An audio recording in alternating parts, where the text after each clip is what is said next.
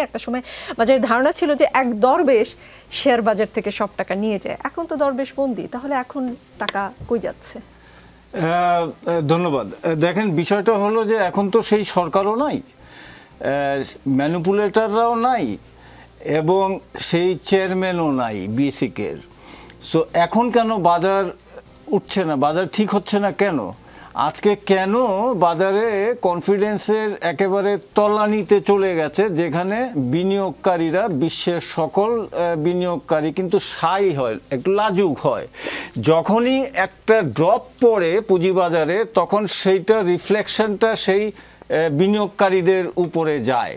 So আমাদের এখানে তো ড্রপ পড়ে নাই, বোমা পড়ছে। সো এখানে বিষয়টা কনফিডেন্সটা যে ঘাটতি হয়েছে, সেটার কিছু রিজন আছে। রিজনটা হলো যে আপনার দেখেন, নাম্বার ওয়ান হলো যে ইন্টারনাল কনফ্লিক্ট বিসিকে, এইটা কিন্তু পুঁজিবাজারের বিনিয়োগকারীদের মাঝে একটা বিশাল কিন্তু একটা নেগেটিভ ইমেজ দিয়েছে। 250 অ্যাকাউন্টের মতো ফ্রিজ করা আছে। আমি ধরে নেন 50টা অ্যাকাউন্ট পলিটিক্যাল অ্যাকাউন্ট, ওগুলো বাদ দিয়ে দেন, কিন্তু এই যে বাকি 200 অ্যাকাউন্ট আছে, এরা কিন্তু আমাদের ভলিউমের কন্ট্রিবিউটর, ঠিক আছে, কন্ট্রিবিউট করে। আজকে 300 লেভেলে আছে, যেটা 300 ভলিউম হয়, সেখানে আমরা 1200 থেকে 1500, 2000 হলে তো বেস্ট। তা না হলে প্রত্যেকটা ব্রোকারেজ হাউস এবং প্রত্যেকটা বিনিয়োগকারী ক্ষতির সম্মুখীন। আজকে আমরা ব্রোকাররা কিন্তু 250টা বিও অ্যাকাউন্ট এই বিশাল বিনিয়োগকারীর সংখ্যার মধ্যে সেটা কি খুব কম না? মানে 250 বিও অ্যাকাউন্ট জব্দ হলে কেন পুরো মার্কেটে প্রভাব পড়বে? ওকে, কনফিডেন্স। এখন বড় বিনিয়োগকারী যারা আছেন, ওনারা চিন্তা করছেন যে ওই 200 অ্যাকাউন্ট যখন ফ্রিজ হয়েছে, এবং সবচেয়ে ইন্টারেস্টিং বিষয়টা হলো যে আমাদের কিন্তু কোনোভাবেই কিন্তু এই 200 অ্যাকাউন্ট হোল্ডারদের কি বলা হচ্ছে না যে তোমার অ্যাকাউন্ট এই কারণে ফ্রিজ করা হলো। আজকে 8 মাস হয়ে গেল, তারা চিঠি দিয়েছে, কিন্তু ওই চিঠির উত্তরও আসছে না। সো এখন বড় বিনিয়োগকারী যারা বাজারে আছে, যারা বাজারের কন্ট্রিবিউটর, বেসিক স্মল ইনভেস্টর তো সবাই আছে, ওনাদের চোখের দিকে তাকানো যায় না, চেহারার দিকে তাকানো যায় না। ওনারা একটা মৃত মানুষের ইসিজির লাইন হয়ে গেছে আজকে ছোট বিনিয়োগকারীরা।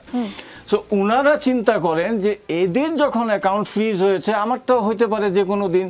এই যে বড় বিনিয়োগকারীরাও এই 200 ফ্রিজিংয়ের জন্য সাইডলাইনে চলে গেছে, এখন ওনারাও বিনিয়োগ করছেন না। আমি আপনাকে ব্যক্তিগতভাবে বলছি যে আমি যখন যোগাযোগ করি আমার বড় বিনিয়োগকারীদের সাথে, ওনারা বলেন যে লালি ভাই একটু ওয়েট করেন, একটু ওয়েট করেন। ওনাদের টাকা আছে অ্যাকাউন্টে, কিন্তু ওনারা সেটাকে ইনভেস্ট করতে চাচ্ছেন না এই মুহূর্তে।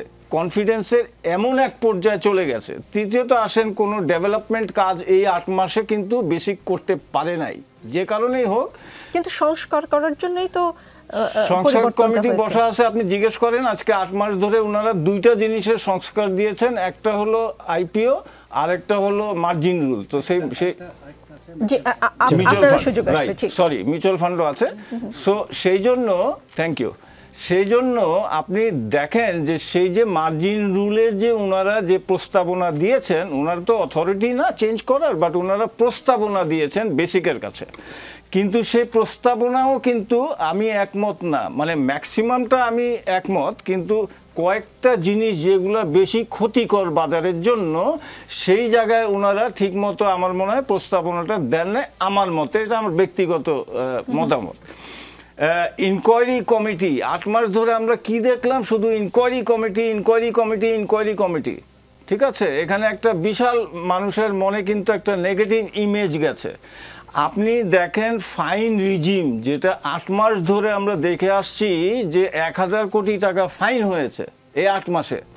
তো এই ফাইন, এতগুলা ফাইন হলে আপনি কিভাবে বাজারে বিনিয়োগকারী পাবেন? আপনি বলেন।